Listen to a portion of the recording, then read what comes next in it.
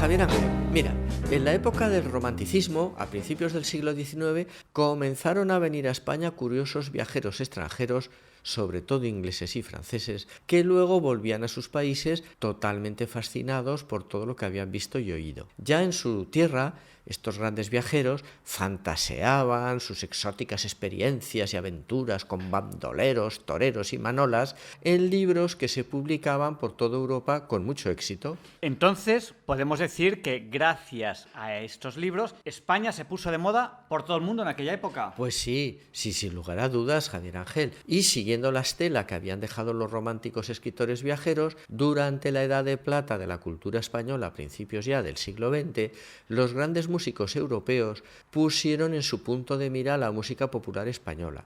Nuestras danzas, nuestras músicas más populares, nuestros mitos románticos y hasta nuestra arquitectura fueron la principal fuente de inspiración de los ballets, de las sinfonías, de las rapsodias y las óperas que se estrenaban en ese momento por toda Europa y América. ¿Y algunos de estos grandes músicos visitaron España? Pues sí, claro que sí. Incluso conocieron a los jóvenes de la generación del 27, principales avalistas de esta simbiosis entre lo popular y lo culto. Ya hemos contado cómo Pepín Belló conoció a Ravel, a Stravinsky, a Rubinstein, y por supuesto a don Manuel de Falla, ¿no? Tan cercano que estaba a Federico García Lorca.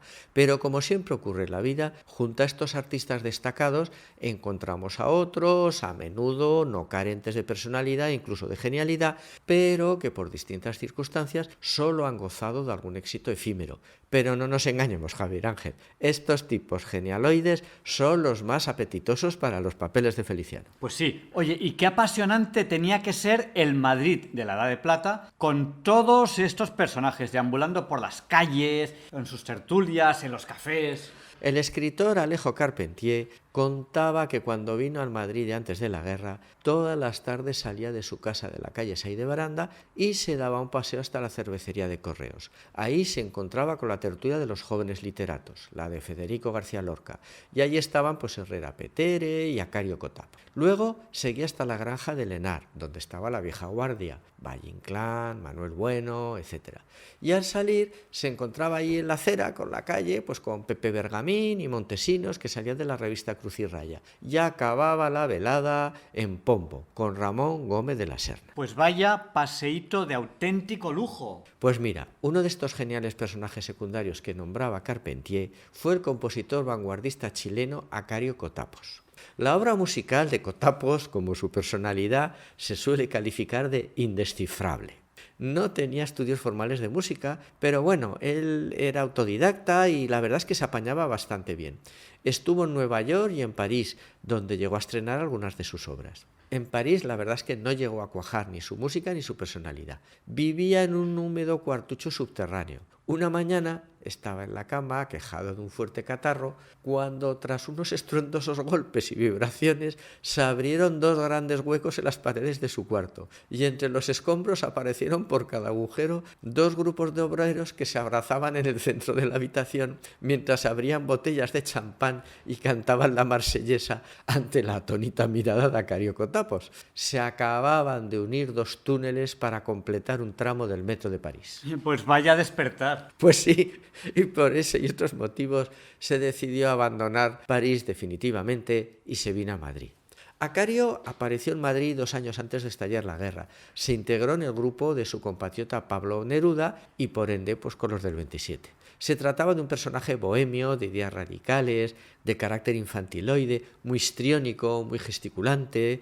Siempre iba tocado con una gran boina vasca y llevaba un extraño pañuelo en la mano para tenerla ocupada, pues nunca daba la mano para evitar contagios y, por supuesto, no gozaba de ocupación estable que le permitiera cubrir sus necesidades más básicas. Entonces, Acario no trabajaba como músico en Madrid. No componía, no daba conciertos, no daba clases, nada. ¿Y cómo se ganaba la vida? Pues mira, Acario eso de trabajar, pues no, la verdad es que no era lo suyo y se dedicó a la bohemia. Y enseguida consiguió una cierta cierta preponderancia en los convulsos ambientes culturales y políticos de Madrid de preguerra. Brilló en las tertulias literarias, sobre todo las de su admirado Neruda, como un ocurrente y chistoso narrador de historias. Como era muy libre, no se sintió amarrado ni a su leyenda ni a su popularidad de fabulador. ¿Y entonces en España dio algún concierto o no dio ninguno? Él, sobre todo, se dedicaba en las veladas literarias a improvisar con García Lorca disparatados relatos. Incluso se había piano con piano, donde imitaban todas las voces de los grotescos personajes que se inventaban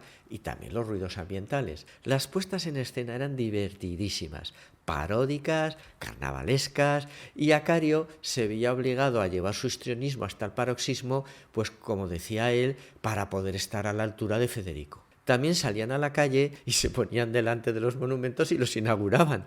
Federico hacía de alcalde y Acario de la madre del homenajeado, siempre muy emocionada y llorosa, que incluso acababa desmayándose. También daban discursos imitando la fonética de diversos idiomas, sobre todo el alemán. Es que el alemán lo bordaban. Acario más de una vez se lamentó de que su prestigio de músico se viera afectado por su extenso anecdotario. Y bueno, cuando estalló la guerra en Madrid, ¿qué hizo Acario? Pues claro, se apuntó entusiasmado a la alianza de intelectuales antifascistas, brillando como uno de sus más exaltados activistas, y con ellos asaltó el palacio de los marqueses de Heredia Spínola. Contaba Alberti, para demostrar el carácter infantiloide de Acario, cómo mientras sus compañeros se dedicaban a depredar todo lo que encontraban por las dependencias del palacio, Acario jugaba plácidamente montando en el suelo del salón de la casa un tren eléctrico de juguete que había encontrado en uno de los armarios, ajeno totalmente a las fechorías que perpetraban sus compañeros. Se instalaron a vivir en el palacio y en las bodegas encontró unos cuantos bidones de agua mineral. Como hemos dicho que vivía obsesionado por los microorganismos y los contagios y todas estas cosas que le podían infectar por el aire y por el agua, se llevó a su habitación los botellones y empezó a bebérselos. Pronto empezó a sentir horribles retorcijones y una colitis incoercible. Una de las mujeres que fue a atenderlo, en cuanto vio los bidones, movió la cabeza y le dijo: «Ay, Acario, Acario, ¿qué has hecho, alma de cántaro? ¿No sabes que las aguas de Carabaña y Loeche son purgantes?» Bueno, Feliciano, y la pregunta del millón. ¿Llegó a tener amistad Acario Cotapos con Pepín Bello? Hombre, claro que sí. Y además lo trató bastante, ¿eh? Pepín Bello, cuando coincidía con Cotapos, sabedor de la carpanta en la que estaba instalado, solía proponerle, pues, como quien no quiere la cosa, ¿no? Con discreción, así, pues, una invitación, un café, unos bollos, pero Acario rehusaba el agasajo con exquisita educación y decía: «No, gracias, estoy lleno, estoy lleno». Es curioso cómo Acario, a pesar de su bohemia y de su precaria situación, nunca perdía las formas ni sus finos modales. Se cuenta que cuando por fin pudo llevar su viejo abrigo a una tintorería, le dijo el dependiente: «¿Le quitamos las manchas o le ponemos las que faltan?». Cotapos le confesó a Pepín que estaba componiendo una ópera que se titularía Ventana adentro. La ópera, bueno, pues era una locura propia de Acario, ¿no? Durante el último acto de la obra, mientras tocaba la orquesta en el foso, se desarrollaría un gran banquete con cientos de comensales. Manteles, vajillas y cristalería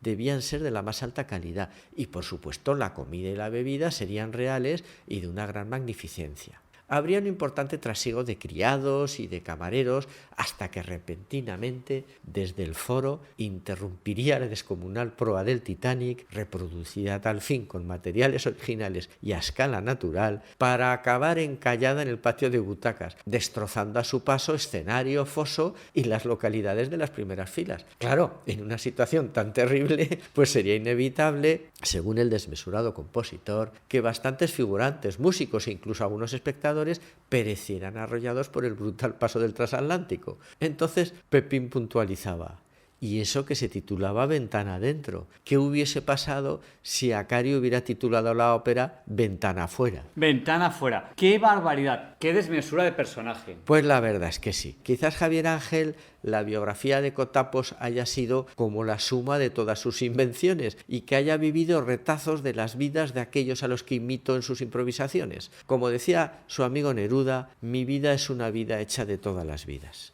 Cuídate, Javier Ángel, que tú eres necesario mientras que los demás...